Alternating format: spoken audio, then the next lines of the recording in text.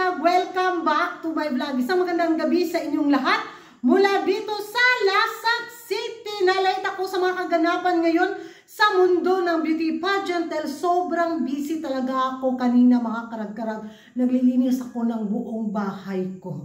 Grabe ang alikabok kasi nga tapos na sila magbalbag bitaw sa simento. Ayun, naglinis talaga ako at nagpatulong na lang ako sa pamangkin ko dahil hindi na talaga kinaya ng katawang lupa ko.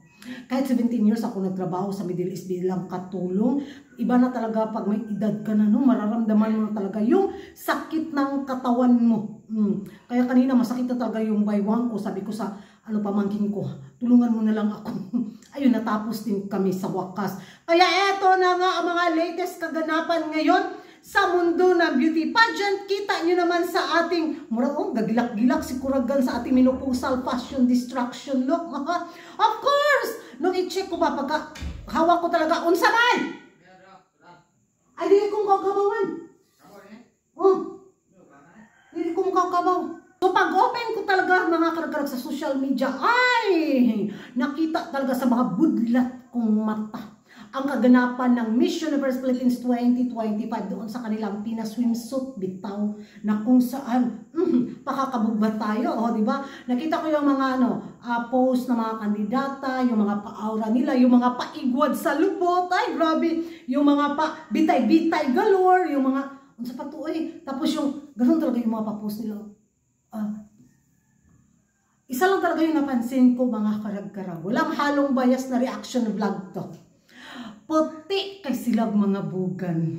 Inggit galore si Kuragan mga karag-karag kasi makulimlim ang aking pathway. Napaisip talaga ako, ano kayang ginagamit nilang pangkuskus, mga sabon, mga pa-lotion. Kung may alam kayo dyan mga karag-karag, comment down below. Talagang ita-try ko para lumiwanag naman itong pathway ni Kuragan. Charot. So yun na nga mga karag-karag at na makita ko at inisa-isa ko yung mga papostura ng mga kandidata sa kanilang pa-posing galore sa kanilang pa-swimsuit na kung saan may mga ibang kandidata na very, very seductive yung mga pa-post. Makadalang come her. Aminin nyo yan sa hindi mga karag-karag.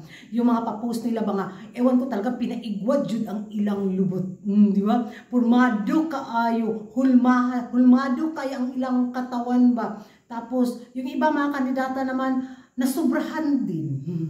Di ba? Yun yung napapansin ko. Yung mga paposing nila na nauihan din ako. Pero may mga kandidata sa akin na nag-stand out mga karag-karag na baguhan sa akin yung nila. Yung probinsya nila bito na hindi masyado nating napapansin sa mga chismisan galore natin dito. At ito yung mga picture na nakikita ko mga karag-karag na kumabog para sa akin. Simple lang pero yung ganda, yung tindig, yun talaga yung napansin ko mga karag-karag. Ewan ko sa inyo kung magkapariho tayo ng mga napili na mga kandidata sa pina-swimsuit na Miss Universe Philippines 2025. Araw na to mga karag-karag, ibigay ko kay Atisa Manalo pa din. Walang halong bias na reaction vlog to. Magkaiba-iba tayo ng opinion, pananaw at paniniwala at gusto. Magrespetuhan na lang tayo. Kung iba yung gusto nyo, rirespetuhin ko rin. So, pero itong mga kandidatang napili ko, sila talaga yung pasok sa panlasa ko mga karag-karag. Simple lang pero ang lakas ng dating. Murag si Kuragan, gagilak-gilak. Kabigaon ba ni mo for today's vlog Kuragan? Kahit pagod na pagod ako, kailangan nating kumayod para sa pangkabuhayan, showcase para sa ekonomiya. So yan na mga karag-karag, ano yung magiging reaksyon nyo? Sino ang nag-top 1 sa inyo sa pina-swimsuit ng Miss Universe Philippines 2025 at sino yung mga kandidatang nag-stand out para sa inyo mga karag-karag? Magkapareho ba tayo ng choices? Mag-ingay tayo sa comment section at kung hindi ka pa nakapag-subscribe sa YouTube channel ko, don't forget to like and subscribe. Kuragan Karag, ang babaeng lagi na karag-karag. And see you in my next vlog. Bye-bye!